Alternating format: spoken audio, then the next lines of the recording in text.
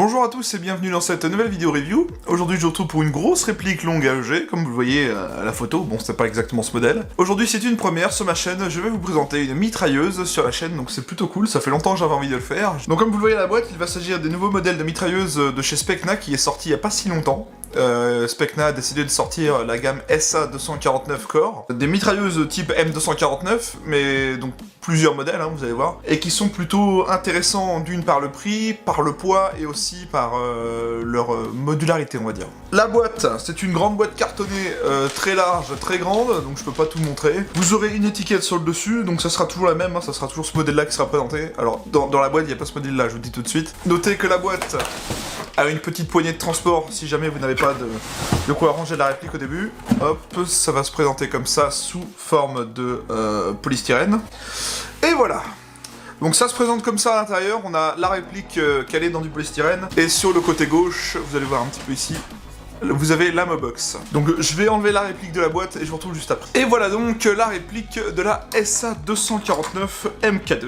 Donc c'est tout simplement une réplique de M249 MK2, hein, vous savez, la version avec la crossplane, comme celle-ci, avec la version canon long. Avant de commencer à parler de la réplique, je vais vous parler de l'arme en elle-même.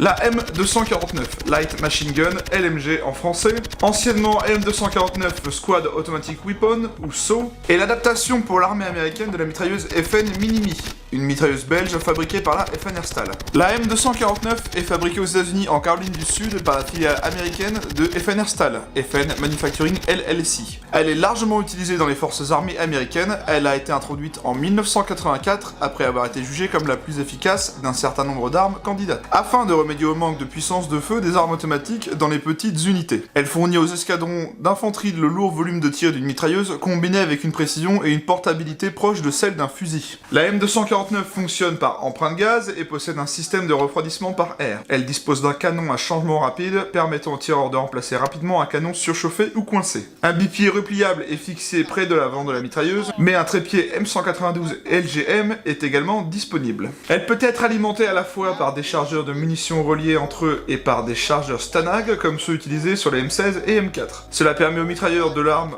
d'utiliser des magasins de fusillés comme source de munitions d'urgence au cas où il n'y aurait plus de munitions reliées. Cependant, cela provoque souvent des dysfonctionnements lorsque le ressort du magasin a du mal à alimenter les balles assez rapidement pour correspondre à la cadence cyclique élevée de la LMG. Les soldats sont généralement satisfaits de la performance de l'arme, bien qu'il y ait eu des problèmes par la saleté et le sable. En raison du poids et de l'âge de l'arme, le corps des Marines des États-Unis a mis en place le fusil automatique d'infanterie M27 IAR qui remplacera prochainement partiellement la M249 dans l'unité militaire des États-Unis d'American Marine Corps.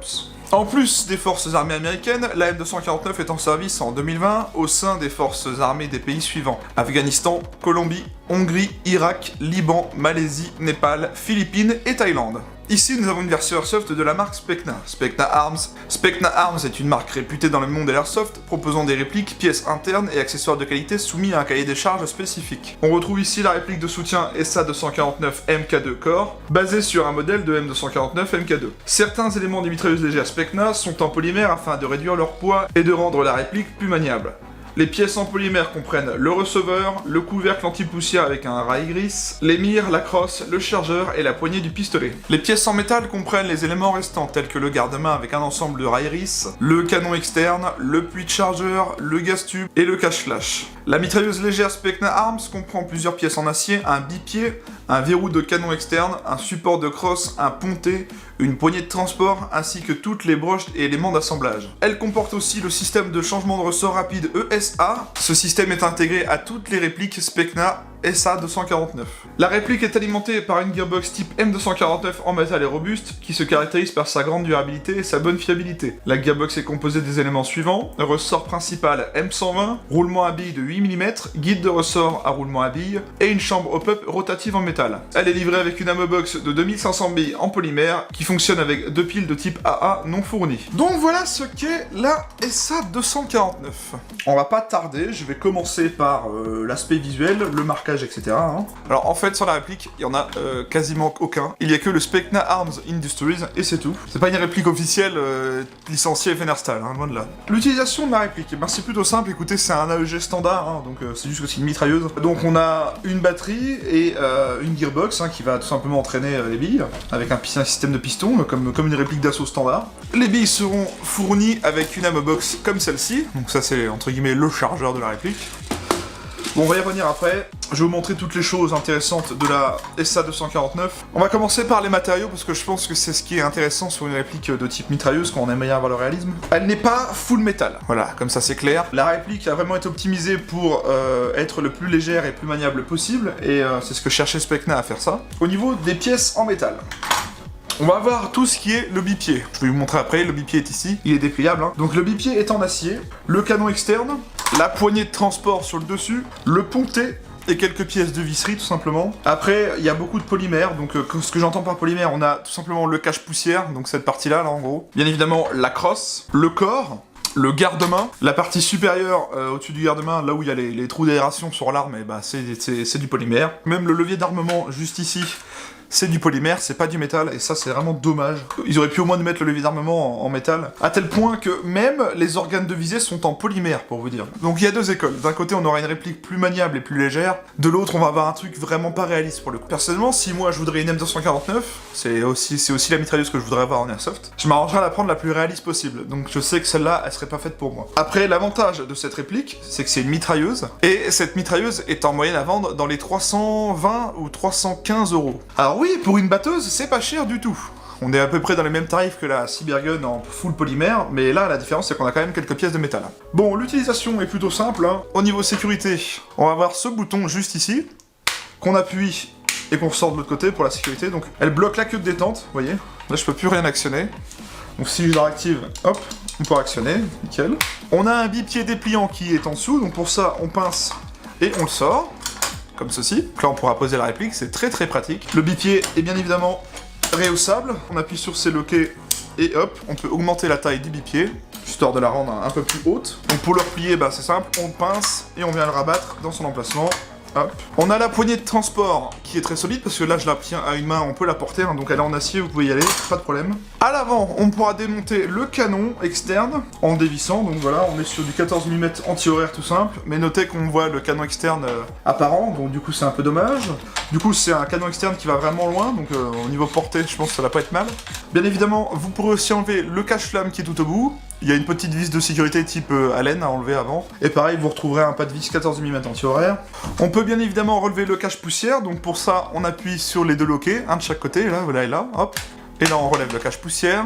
Donc on y voit le dessus de la gearbox. C'est aussi ici qu'on va aller régler le hop-up. On lève le cache-poussière et on accède à la molette de réglage du hop-up juste ici. Donc elle est en métal. On a un levier d'armement. Bon, comme je l'ai dit, il est pas en métal, il est en polymère. Mais on peut l'actionner, donc il est pas factice complètement. Bon, il sert typiquement à rien, c'est juste pour le style. Mais on peut l'actionner, on peut s'amuser avec si vous voulez. Au niveau de la crosse, donc bon, c'est une crosse pleine, non réglable. Elle est en polymère. Vous avez aussi cette partie-là qui se relève et qui est en acier, qui vous permet de bien épauler la réplique et de maintenir. Sur l'arme, ça sert à mieux épauler l'arme quand on tire. Et c'est aussi ici que nous aurons l'emplacement de batterie, donc pour ça on va tirer le talon vers le bas, hop. Et là nous aurons accès à une fiche Tamiya Mini juste ici, voilà. Au niveau batterie, ce que je pourrais moi vous conseiller, c'est d'éviter les batteries 11.1 LiPo là-dedans. C'est une réplique d'origine, donc d'origine c'est quand même une gearbox type M249 AEK. Et de ce que m'a dit Vince, moi j'y connais rien en mécanique, hein, mais de ce que m'a dit Vince, il faut vraiment éviter la 11.1 avec la gearbox d'origine AEK. Je sais que ça va être débile, mais moi j'ai fait le test de tir à la 7.4 parce que j'avais pas envie de berziller la réplique, c'est pas à moi. Et donc j'ai mis de la 7.4, la cadence n'était pas élevée, mais ça suffisait. Mais je sais que si on avait une 11.1, ça serait plus rapide, mais au risque péril de niquer la gearbox, quoi. Pour y mettre la mobox, ça va se passer ici sur le côté, donc on peut aussi y mettre des chargeurs type M4. Là je prends un de mes chargeurs pour vous montrer. Voilà, c'est très moche, mais les chargeurs M4 sont compatibles. La réplique comporte un système de changement de ressort rapide d'origine, ça c'est bien vu par contre. Pour ça, on va tout simplement, on va dévisser cette pièce pour commencer. On va éjecter la goupille qui ressort de l'autre côté. Hop. Et là, on va tout simplement faire basculer la crosse vers le bas. Et là, vous verrez, on a la vis juste ici, du changement de ressort rapide. Ça, c'est plutôt cool. Sachant que, comme je l'ai dit au début, la réplique est livrée avec un M120 d'origine. Si vous avez besoin de modifier votre puissance, c'est pas compliqué. De toute façon, Specna, c'est pas la première fois qu'il propose des systèmes de changement de ressort rapide. Et sachez que ce système est dispo sur chaque modèle de SA249. Bon, on a fait le tour de la réplique en elle-même, je vais vous parler un petit peu de la Amobox. Alors la Amobox, c'est une Amobox type AEK. De toute façon, l'interne et la Amobox, c'est vraiment de type AEK. Hein. Que ce soit l'interne de la Gearbox ou la Amobox en général, c'est du AEK tout simple. Alors la Amobox, c'est très simple, c'est une boîte en polymère qui peut contenir 2500 billes et qui a un petit système électrique qui fonctionne à pile pour faire remonter les billes jusqu'en haut d'ici là. Ça ressemble à un bout de chargeur d'M4. Donc les billes remontent par ici tout simplement. Alors pour insérer les billes, on a un petit trou juste ici sous forme de trappe. Hop. Donc on insère les billes par ici en vrac. Hein. Forcément ça fait effet maracas. C'est très chiant mais c'est comme ça. Pour les piles ça va se passer ici. Donc il faut tout simplement retirer ce capot là. Donc on tire sur les loquets de sécurité qui sont de chaque côté là. Hop. Voilà. Donc ouais, c'est un peu le fouillis, hein. Il y a des billes qui vont partout là-dedans, donc c'est un peu chiant. Vous voyez que les piles sont même plus trop en place pour le coup. En gros, vous mettez deux piles AA ici, tout simplement. Vous remettez deux capots. Une fois le capot remis, eh bien, vous avez un interrupteur sur le dessous. Vous voyez off, auto et sound control. Donc si j'active l'interrupteur sur auto, ça va remonter les billes en haut.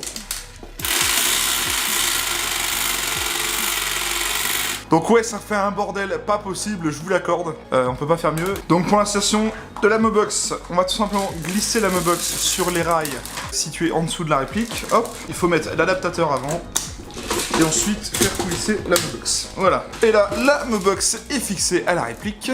Donc pour la retirer, vous avez cette partie-là, je sais pas si vous allez bien voir, vous avez ce petit loquet qui est au bout de mon index là. Donc on appuie dessus, on tire, et hop, on peut retirer la Amobox. Pour retirer l'adaptateur, on appuie ici, et on tire en même temps, comme ceci, voilà.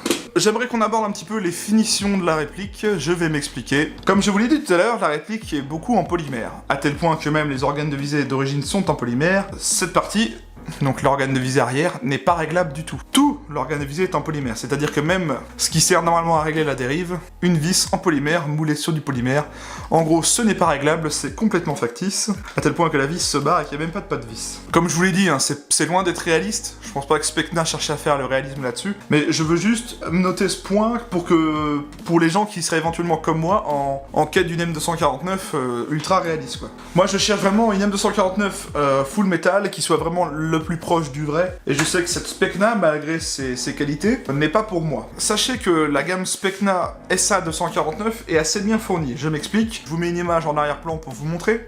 On aura donc le modèle que j'ai sous les yeux, la MK2, on aura la modèle Para, on aura aussi la modèle MK1, et bien évidemment la modèle SA46, qui est plus ou moins la MK46 en vrai. Il faut savoir que chaque modèle des répliques est trouvable en noir et en tan, donc ça c'est plutôt bien vu. C'est franchement un bon point pour Specna Arms à ce niveau-là, de proposer des répliques de soutien pas chères en plusieurs modèles et plusieurs coloris. Bon, je vais maintenant vous parler des caractéristiques techniques de la réplique. Alors, c'est une réplique de type soutien AEG, disposant des modes de tir safe et auto, oui, parce que c'est une réplique de soutien, ça fait que du tir automatique. Annoncé à 1,49 joules par le constructeur, soit 400 fps à la 0,20, on verra ça au test chronie, d'une longueur de 1040 mm, d'un poids de 4775 grammes, donc oui, c'est quand même pas rien. Disposant d'un pas de vis 14 mm CCW anti-horaire, elle ne dispose pas de rail tactique Picatinny, elle est livrée avec un chargeur type Amobox AEK de 2500 billes en polymère, elle dispose d'un hop-up réglable, elle a un bipied intégré, elle ne dispose pas du blowback. La Gearbox est une version spécifique M249 AEK, elle est fabriquée principalement en polymère avec quelques pièces de métal et c'est fabriqué par Specna Arms. Bon, et ben on a fait le tour de la réplique, alors ce que je vous propose c'est qu'on va aller au test chronie et au test de tir et on se retrouvera juste après.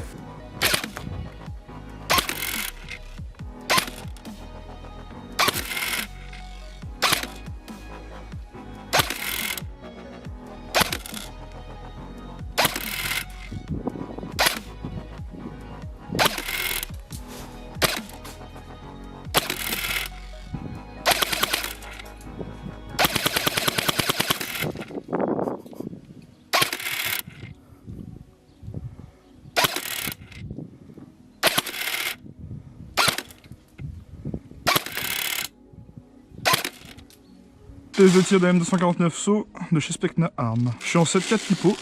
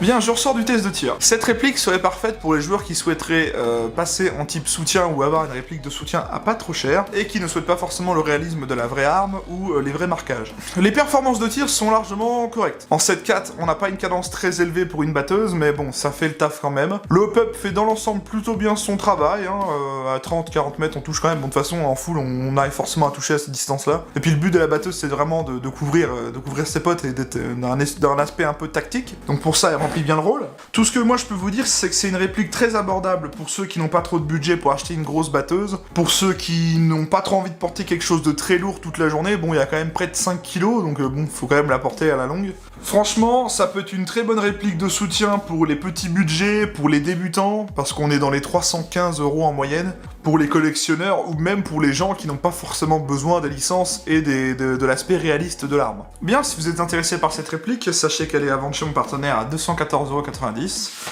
Je remercie Guillaume de Gun & Target de m'avoir prêté la réplique, sans lui ça n'aurait pas été possible, depuis le temps que je voulais vous présenter une réplique de type mitrailleuse, et ben c'est fait, donc merci à lui. Je vous mets le lien de son site et sa page Facebook en description. Moi je vous invite à venir vous abonner à ma chaîne YouTube et à me mettre un petit pouce bleu si la vidéo vous a plu, ça me soutiendra et ça me permet d'évoluer grâce à vous. Je vous invite à venir me rejoindre sur ma page Facebook, c'est ici que je poste des choses hors vidéo, donc des photos, des petites infos, c'est toujours cool de venir sur cette page, c'est dans la description aussi. J'ai créé un Discord pour les abonnés qui souhaitent venir parler d'Airsoft, donc venez nous rejoindre, le lien est aussi en description. Quant à moi, la vidéo est terminée, je vous dis merci à tous, prenez soin de vous, portez-vous bien, et à la prochaine.